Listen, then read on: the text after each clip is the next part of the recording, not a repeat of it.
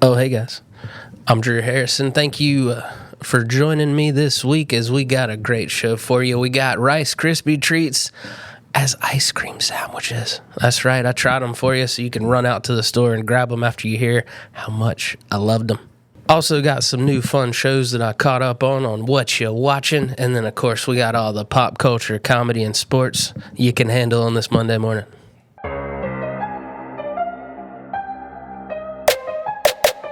Dunkin' Donuts is trying out a 40-ounce bucket of coffee. I think you can get their other drinks in it too, but everyone gonna get that coffee, They're trying it out in select Massachusetts places, the home of Dunkin'. I'm just gonna sit here and drink my energy drink like a 40-year-old should. I don't need 40 ounces of nothing. What do you want me peeing all day? Come on now. It's not how to start the day off. The Tampa airport bans pajamas and Crocs, but then they rolled it back and said they were just kidding. They got a lot of backlash online, whether they were being real or not, which you can't enforce that. I don't know why they even put that out there in the first place. They're just trying to be cheeky, trying to be funny on this lovely day on the internets. They're trying to be Wendy's is what they were trying to be. One of the best social medias in the game. But no, they backtracked hard, said it was just a joke. They were just playing. What a weird time to live in. Like, you can say everything full chest and then still be like, no, I was just playing. Jim Carrey cloned. That's what the internet's saying.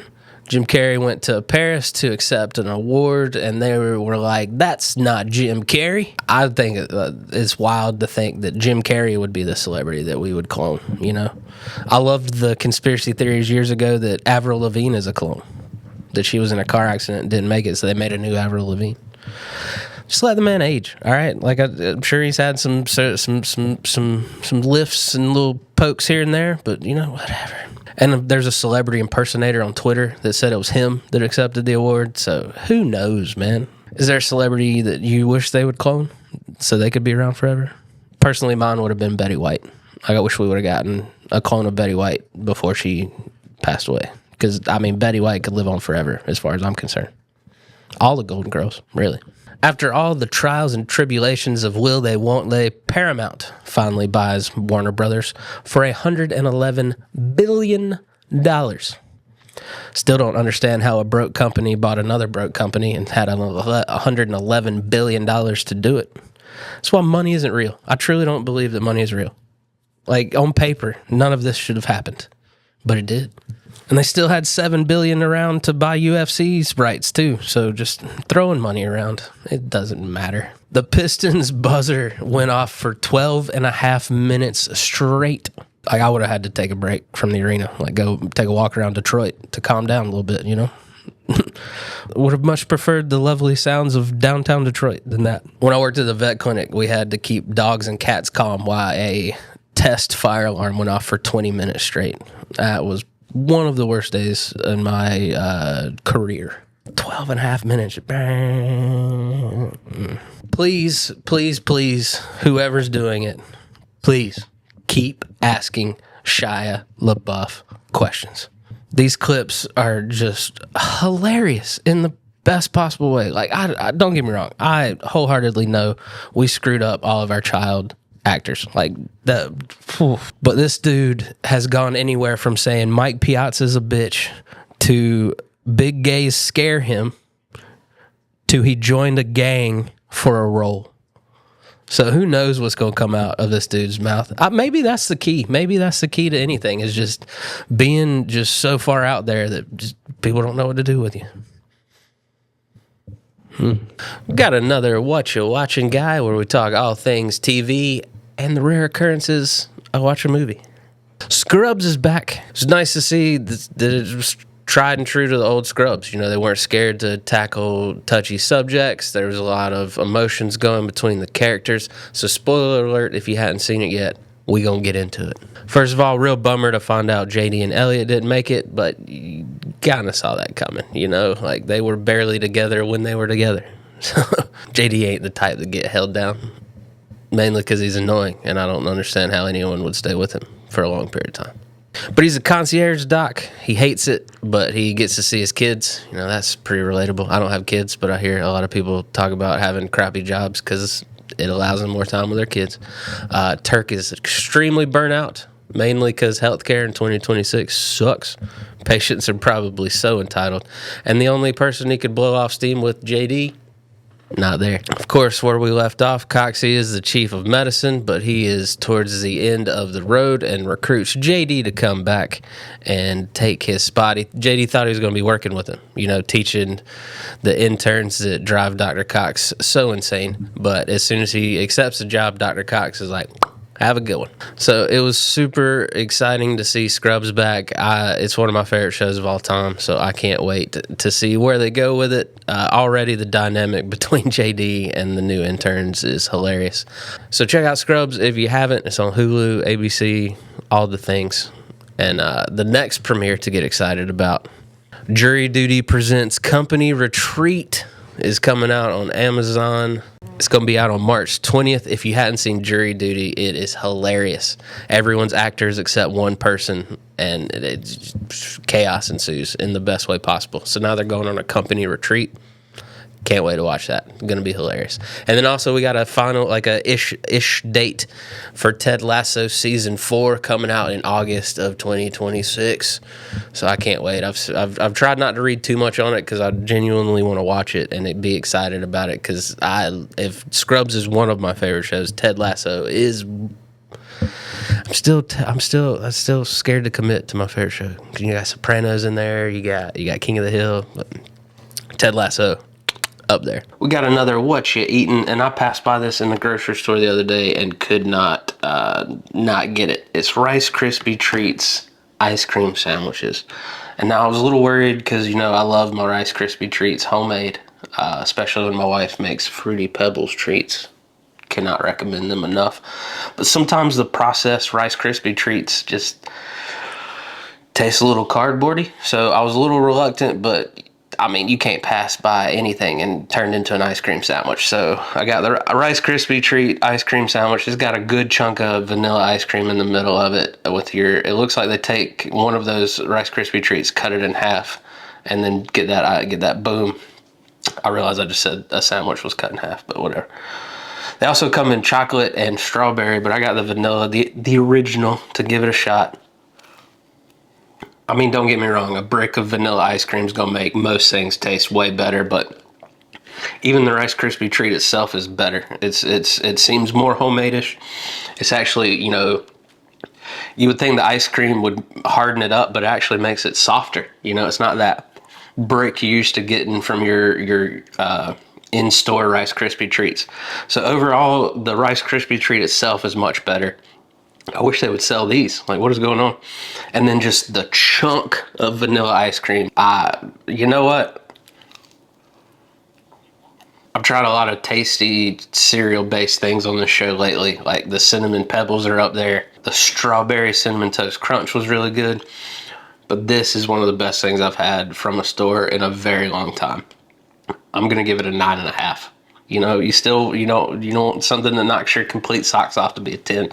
This is pretty darn close. So if you love Rice Krispie Treats, if you love ice cream sandwiches, this one is for you.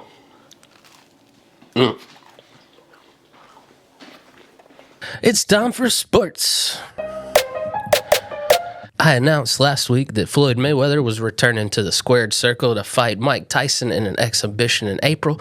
We went a step further and went ahead and signed up for his second fight. And he's going to take on Manny Pacquiao, part 2, in September of this year.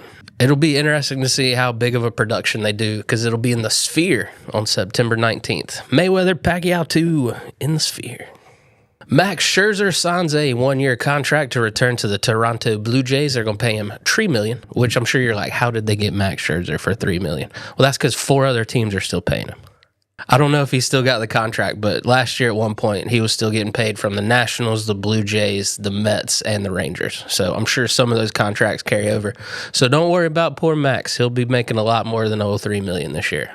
Guarantee that. Watch out now, Pirates. Top prospect Griffin hits his 3rd home run of the spring. Every baseball fan should be hyped. I want to see the Pirates return back to glory and have a good team so Paul Skeens doesn't become a Yankee. 4-star quarterback Gunnar Rivers That's right, son of 2026 quarterback Phillip Rivers.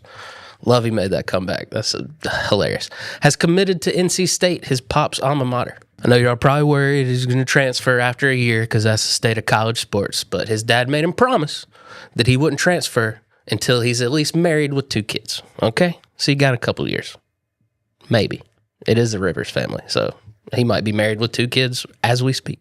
Miami of Ohio goes to 29-0 on the season. Had a little scary game this week, but they powered through it. It just reminds us that March Madness is fast approaching its March, so the madness will ensue at some point soon. But I think every conference tournament should take a playbook from the Sun Belt tournament. They do a gauntlet style, where 1 and 2 are on different brackets, and you win and you advance, and you don't play till that team advances. So like if you're the 8 seed, you play the 10 seed, and then if you win, you play the 6 seed, and then you play the 4 seed, and then the 2 seed, and then the final. It is fantastic, and it is the definition of March Madness. Michael Jordan is killing it at this NASCAR ownership thing. I thought he was cursed to continue doing business like he's still on the Hornets, but apparently racing was his thing, not pro basketball. That's funny to say. Pro basketball wasn't Jordan's thing. He needs to go to racing. But his team has won 3 straight races. Tyler Reddick taking home the first 3 races of the season. First time to ever do it. So it's cool to see. Came in, turned NASCAR on his head, and now he's winning. So you can't say nothing to him. Over on the NFL, the Falcons placed a franchise tag on tight end Kyle Pitts, set to make about $16.3 million on that tag this season. So we'll see if they get a long-term deal done or if he is not going to be in Atlanta much longer. The Cowboys also put the franchise tag on Pickens, and I've been seeing mixed reactions on if it's going to become a problem or not, if he's going to come in and sign the tender and play under the tag, or if he's going to hold out for a long term. Just from previous history, franchise tags and wide receivers don't usually mess well together. So we'll see how much drama they do have down in Dallas. Texans trade for Lions running back Montgomery to booster their run attack. They had Mixon, they had Chubb, but unfortunately it's looking like those 2 guys are towards the end of their career and not, running all over people like we're used to them doing. The Indianapolis Colts give Anthony Richardson permission to seek a trade. They're like, look, man, this is your situation here. If you think it's going to be better somewhere else, please go to that somewhere else. $301.2 million will be the salary cap for the 26-27 season, $22 million more than last year. And then to close it out, we got some combine news. The tight end that everyone thinks will go first on the tight end boards, Sadiq from Oregon, pretty much guaranteed he's going to be the number 1 tight end taken. He ran a 4.39 40 as a tight end. That's insane. The running back that many consider the best player in this draft ran a 4.36. So 300s slower than the best player. Who's a running back? Who's supposed to be faster than you? Whoever gets either one of those players, Love or Sadiq, I think you got a star on your hands. And if one of them happened to end up in Carolina, so be it. Oh, that was a tight end record, too, at the Combine. 4.39.